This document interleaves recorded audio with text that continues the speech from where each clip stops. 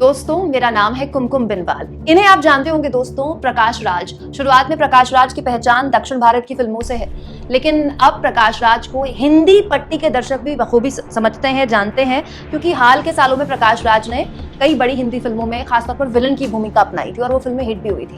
दोस्तों, प्रकाश राज उन कुछ चुनिंदा लोगों में से हैं, उन कुछ एक्टर्स में से हैं फिल्म इंडस्ट्री के, जो मोदी सरकार को लेकर बहुत ही क्रिटिकल रहते हैं। जिस तरह की बातें प्रकाश राज एक एक्टर के तौर पर मोदी जी से कर लेते हैं, जो सवाल मोदी जी से पूछ लेते हैं, बहुत सारे पत्रकारों की भी हैसियत नहीं है आज के दौर में। लेकिन इस बार प्रकाश राज ने प्रधानमंत्री मोदी को लेकर जो बात कही, वो हमको और आपको सुननी चाहिए। दोस्तों, प्रधानमंत्री मोदी कल मध्य प्रदेश में थे। मध्य प्रदेश के भोपाल में 5 वंदे भारत ट्रेन को हरी झंडी दिखाई प्रधानमंत्री ने।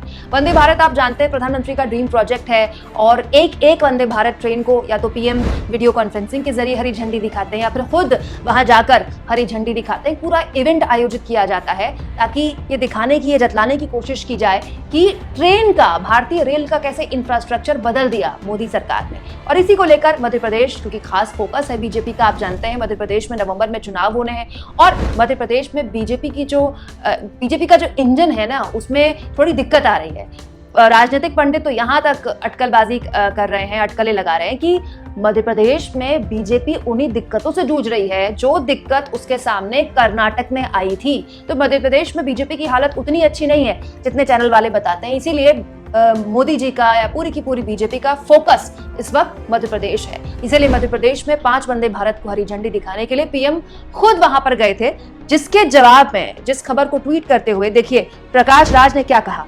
A station master can do this. We really want to see you in Manipur, sir जी। यानी प्रकाश राज पीएम मोदी से कह रहे हैं कि ये जो काम आप कर रहे हैं हरी झंडी दिखाने का ट्रेनों को, ये तो स्टेशन मास्टर भी कर सकता है। हमें आपकी मणिपुर में ज्यादा जरूरत है सर जी। तो मणिपुर का जिक्र यहाँ पर प्रकाश राज ने क्यों किया?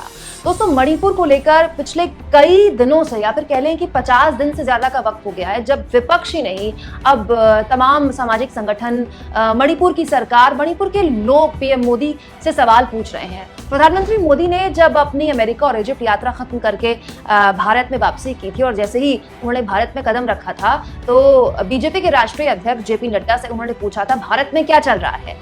तो बीजेपी के राष्ट्रीय अध्यक्ष ने उनको जवाब दिया था कि आपकी 9 साल की सरकार का हम प्रचार कर रहे हैं।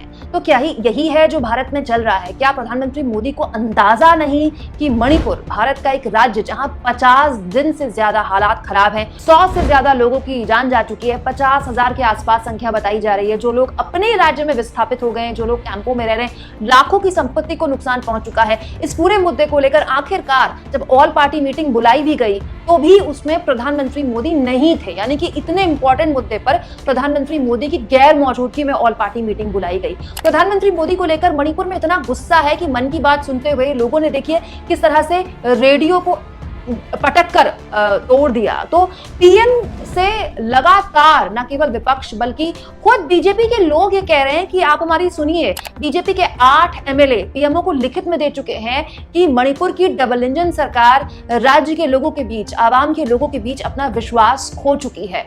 तो क्या मणिपुर को लेकर जो पहल प्रधानमंत्री मोदी को करनी चाहिए वो अब तक की गई? जितना फोकस वंदे भारत ट्रेनों को हरी झंडी दिखाने में पीएम लगाते हैं, या बाकी महत्वपूर्ण मुद्दे को लेकर लगाते हैं, या बीजेपी के कार्यकर्ताओं को संबोधित करने में लगाते हैं, क्या उसमें से आधा फोकस भी मणिपुर को लेकर है, जिसको एक्चुअली में इस वक्त प्रधानमंत्री की सबसे ज्यादा जरूरत है? प्रधानमंत्री मोदी ने अब तक मणिपुर में शांति बहाली को लेकर एक बयान तक नहीं दिया है। दोस्तों, इसी को लेकर विपक्ष लगातार पीएम से सवाल पूछ रहा है कि कम से कम शांति की अपील तो कर दीजिए। यहां तक कांग्रेस के एक प्रवक्ता ने कह दिया था कि एक तरफ मणिपुर में विपक्ष छोड़िए, खुद बीजेपी के कई लोग, बीजेपी के प्रतिनिधि मंडल प्रधानमंत्री से मिल नहीं पाते, और आदि पुरुष के घटिया डायलॉग लिखने वाले मनोज मुंतशिर बिना अपॉइंटमेंट के प्रधानमंत्री से 45 मिनट मिल लेते हैं। 10 जून से मणिपुर के जितने भी वरिष्ठ नेतागण हैं, सिविल सोसाइटीज के लीडर्स हैं, पॉलिटिकल लीडर्स हैं, और सिर्फ हमारे नहीं, भारतीय जनता पार्टी के प्रधानमंत्री जी से मिलने के अपॉइंटमेंट के लिए कोशिश कर रहे हैं। नरेंद्र मोदी जी से मिलने के लिए 10 जून से जितने भी मंच पर उपस्थित लोग हैं, उसके अलावा उनके चीफ मिनिस्टर, उनके स्पीकर सत्यव्रता जी, सभी मंत्रीगण, सभी लोग जो है ये कोशिश में कि प्रधानमंत्री जी उनको अपॉइंटमेंट दे। लेकिन एक व्यक्ति बिना अपॉइंटमेंट का, मनोज शुक्ला, जो हाल वर्तमान में एक पिक्चर बनी है उस पर काफी चर्चित है, उस व्यक्ति ने ट्विटर में लिख दिया और हर जगह लिख दिया कि मैं तो प्रधानमंत्री जी को बिना अपॉइंटमेंट का मिलता हूं। तो ये बात सही है दोस्तों कि प्रधानमंत्री अपनी पार्टी के सबसे बड़े प्रचारक हैं। किसी भी राज्य में चुनाव होते हैं, खासतौर पर हिंदी पट्टी के राज्यों में, तो वहाँ प्रधानमंत्री स्टार प्रचारक होते हैं। तो जाहिर तौर पर न केवल कर्नाटक बल्कि राजस्थान और छत्तीसगढ़, जहाँ महत्वपूर्ण चुनाव होने हैं नवंबर के आसपास, वहाँ भी बीजेपी का जो सबसे बड़ा प्रचार का चेहरा होंगे वो प्रधानमंत्री ही होंगे। बीजेपी प्रधानमंत्री के नाम पर ही वोट मांगेगी और प्रधानमंत्री जाहिर तौर पर रैलियां भी करेंगे अपनी पार्टी के लिए, जो कि हमेशा वो करते आए हैं। लेकिन इस भीड़ के बीच क्या मणिपुर को इग्नोर तो नहीं किया जा रहा? मणिपुर को लेकर विपक्ष के सवालों पर अब तक प्रधानमंत्री मौन क्यों है? आप इस मुद्दे पर क्या सोचते हैं दोस्तों? कमेंट बॉक्स में जरूर लिखें। जो टिप्पणी प्रकाश राज ने ट्रेन को हरी झंडी दिखाने को लेकर पीएम पर की है, क्या वो सही है? इसके अलावा दोस्तों बार बार मैं आपसे गुजारिश कर रही हूँ, मेरा ये चैनल नया है, मुझे आपकी सपोर्ट की जरूरत है। बहुत सारे लोग ये शिकायत कर रहे हैं कि यूट्यूब की सर्च में चैनल दिख नहीं रहा है। वो तभी होगा दोस्तों जब सब्सक्राइबर बेस बढ़ेगा और वीडियोस की संख्या तो खैर हम बढ़ा ही रहे हैं। तो जितना हो सके चैनल को सब्सक्राइब कीजिए।